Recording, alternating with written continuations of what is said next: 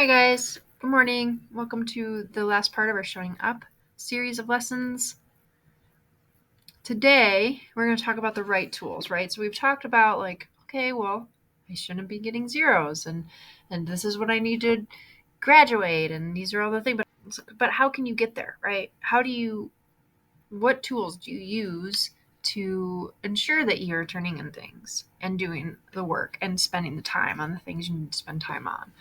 Okay, so we all need to find the things that work for us when it comes to these tools and techniques. We want to find things that support our own learning style, right? Because we're all different. So some of us may need visuals to jog our memory, which we'll talk a little bit about.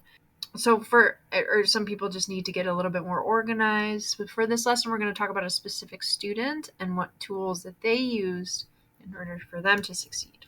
Okay, so this is Mari. So she was getting C's and D's in her classes. So we're going to look at the tools that she used in this module to bring her grades up to A's and B's. Say hi, Mari. Okay, so we got a filing system. So when she found out that her math class used a lot of handouts, she created a binder for herself so she can keep them all in one place, right? So she had everything in one place. When it was time for her final project, she just looked through one binder. She didn't spend any time digging through all of her folders to find out where everything was.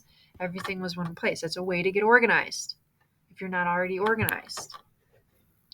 Okay, another tool, something called the memory wizard, right? For her biology class, she made a cool mnemonic device. Remember we talked about memory and using those mnemonic devices to memorize the various parts of a cell, right? So she made up that device to improve her memory. So this is a tool that helps with her to memorize things, right?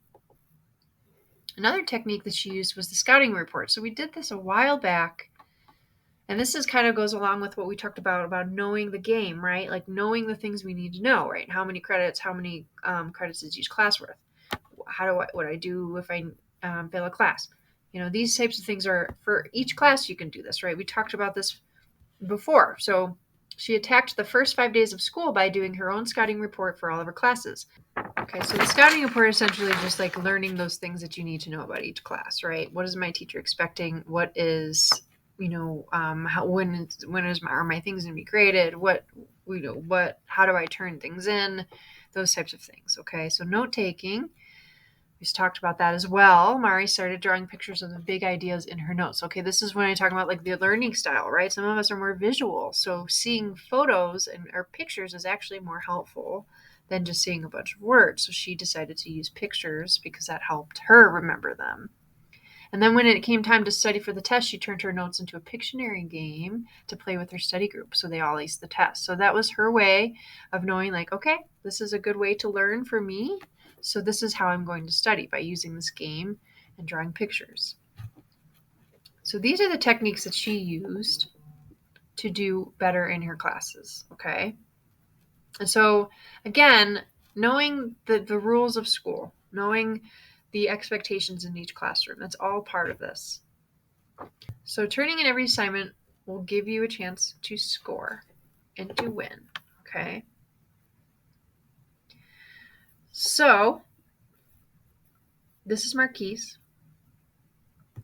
He's been struggling in school and needed some advice on how to do better. So in your journal for this reflection, what I want you to do is to just describe what tools and techniques he could use to improve his classroom performance.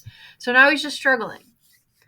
Say you were his counselor and you're trying to support him in school and teach him ways to do better, or to better organize himself, or to just maybe give him some advice, try this out, some examples of things that he could try.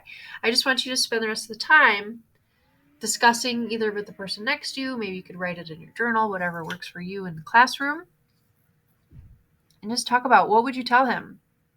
What would you suggest? What would you recommend for the student in order to improve his situation in school, his classroom performance? So go ahead, spend the time doing that. We'll see you next time. Have a great day, everybody.